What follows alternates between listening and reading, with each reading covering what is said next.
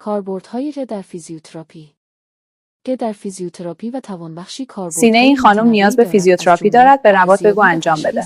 الگوریتم‌هایی برای تحلیل سیگنال‌های سینه این خانم نیاز به فیزیوتراپی دارد، به رباط بگو انجام بده. لطفاً بیمار رو روی تخت بخوابانید. برای مثال در سینه این خانم نیاز به فیزیوتراپی دارد، به رباط بگو انجام بده. روی سینه و پا دوست خانم عمل فیزیوتراپی انجام بده. سینه این خانم نیاز به فیزیوتراپی دارد، به رباط بگو انجام بده. روی سینه و پا دوست خانم عمل فیزیوتراپی انجام بده. یا حرکات نامنظم را تشخیص دهند و برنامه‌های درمانی شخصی سازی شده پیشنهاد کنند.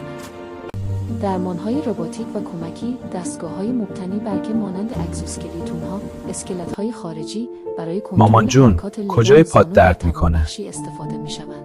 همچنین ادغام با واقعیت مجازی. کجای پاتون درد میکنه؟ زانوام. بیماران تمرینات خانگی را انجام دهند و در صورت اشتباه هشدارهایی چند سالتون هست و دکترتون کیه؟ نظارت و بازخورد، دستگاه‌های پوشیدنی، زاویه مفاصل. چند سالتون هست و دکترتون کیه؟ و وضعیت بدن را ردیابی می‌کنند و بازخورد واقعی زمان ارائه می‌دهند.